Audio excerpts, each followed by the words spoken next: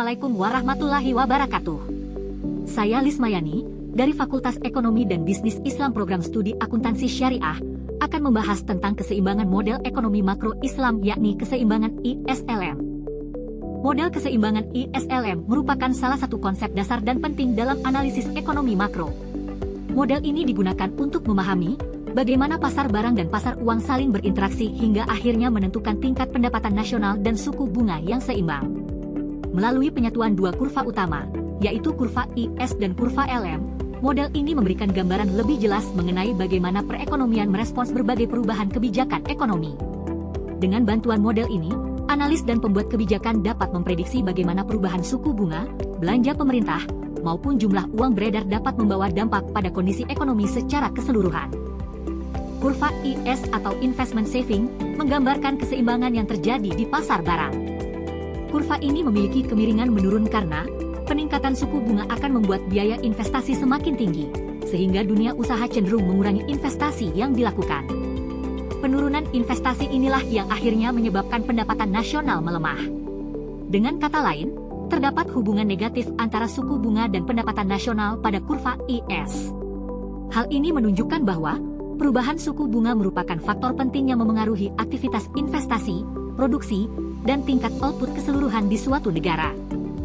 Sementara itu, kurva LM atau Liquidity Preference Money Supply menggambarkan keseimbangan yang terjadi di pasar uang. Kurva ini memiliki kemiringan yang menanjak, karena ketika pendapatan masyarakat meningkat, kebutuhan dan permintaan terhadap uang juga ikut bertambah untuk memenuhi berbagai transaksi ekonomi. Permintaan uang yang semakin tinggi menyebabkan kenaikan suku bunga, agar keseimbangan di pasar uang dapat tercapai. Oleh karena itu, kurva LM bergerak ke atas seiring dengan meningkatnya pendapatan. Hubungan positif antara pendapatan dan suku bunga ini menunjukkan bahwa aktivitas ekonomi sangat memengaruhi stabilitas pasar uang. Keseimbangan ISLM terjadi ketika kedua kurva tersebut bertemu pada satu titik yang menentukan tingkat pendapatan nasional dan suku bunga yang stabil.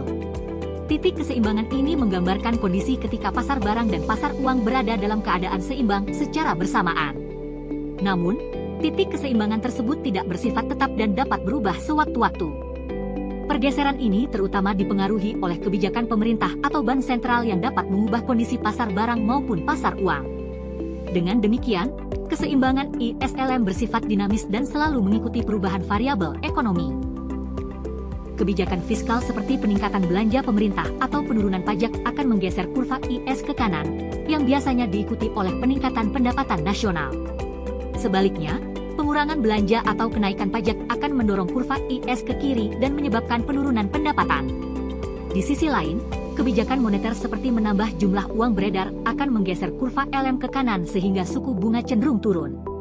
Sebaliknya, kebijakan pengetatan moneter yang mengurangi jumlah uang beredar akan menggeser kurva LM ke kiri, yang menyebabkan suku bunga meningkat. Dengan memahami pergeseran ini, kita bisa mengetahui bagaimana kebijakan ekonomi memengaruhi keseimbangan makro.